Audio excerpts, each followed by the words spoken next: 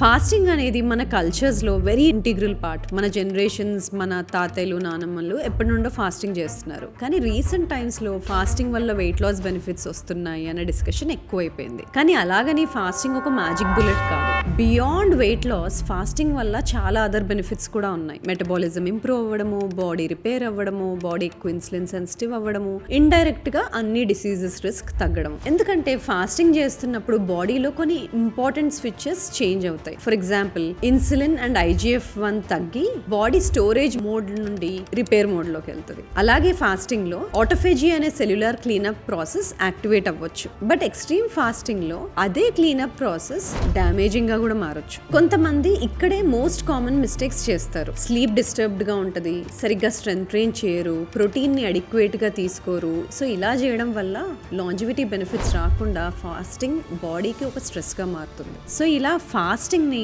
Longevity lens లో safe గా, sustainable గా హెల్త్ బెనిఫిట్స్ వచ్చేలాగా ఎలా టూల్ లాగా యూజ్ చేసుకోవాలి అని నేను ఒక లాంగ్ ఫామ్ వీడియో చేసి సమతాతుల్లా యూట్యూబ్ ఛానల్లో అప్లోడ్ చేశాను. If you want to use fasting as a longevity tool, do not miss the video.